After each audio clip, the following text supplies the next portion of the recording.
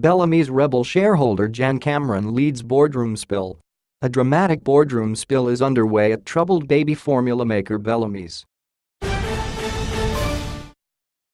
8 days after former chief executive Laura McBain stepped down, and as the company's share price continues to fall, its majority shareholder is pushing to replace 4 non-executive directors with its own foot soldiers, led by Kathmandu founder Jan Cameron.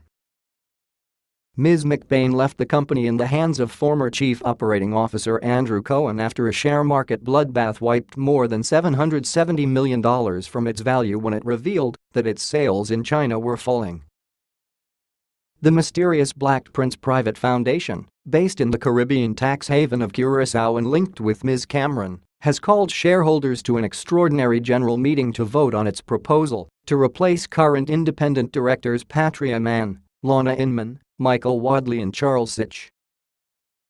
Ms. Cameron told news.com.au the group would also seek to have Chairman Rob Woolley removed if he did not resign. The outspoken businesswoman, a supporter of Ms. McBain who officially owns just 2% of Bellamy's shares, claims to have the support of 35% of the company's shareholders including Black Prince, which owns a majority 14.5% share.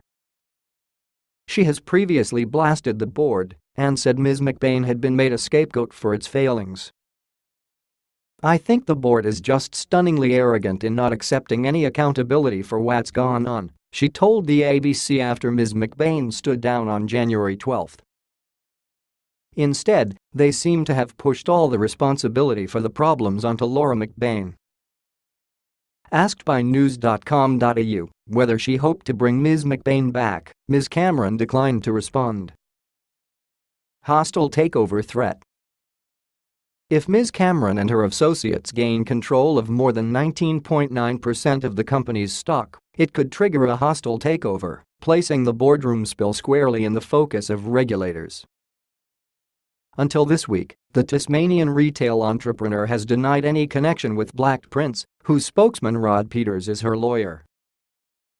But details of her links with the secretive entity emerged after Bellamy's exercised the beneficial share ownership provisions of the Corporations Act.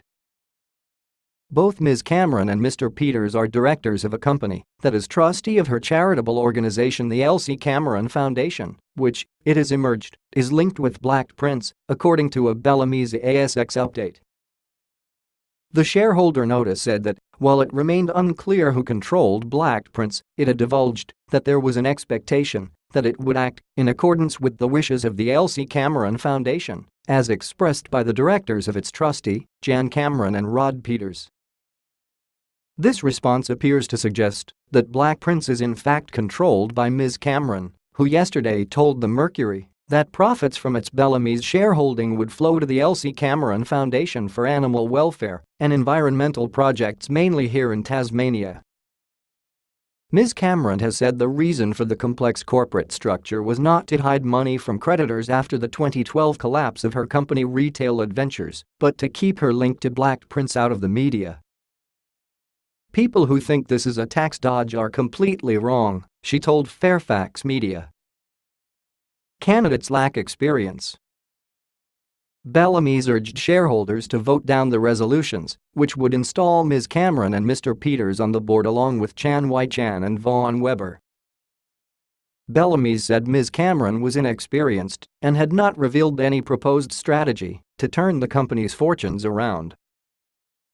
"Your board has concerns that the interests of its shareholders, as a whole, may not be best served by having 4 Black Prince nominees join the board," the company said in a statement sent to shareholders. "These proposed directors do not have the equivalent listed company directorship experience of the existing directors and, based on the information provided by Black Prince, 3 of them, Jan Cameron, Rod Peters and Chan Wai-Chan, do not appear to have any listed company directorship experience." It also confirmed media reports that Ms. Cameron had offered to loan Bellamy's $5 million to help prop up the business, saying it refused because of the offer's unfavorable terms, which would have given Ms. Cameron the right to demand the debt be converted into shares at a 25% discount. The loan would also have been conditional on Bellamy's releasing its 4 independent directors, with the candidates being nominated at the M, which will be held on February 28 at Melbourne's Park Hyatt Hotel. Shares in Bellamy's were down 9 cents, or 2.23%, to $3.94 at 2:30 p.m. With Op. Dana.Macaulay at news.com.au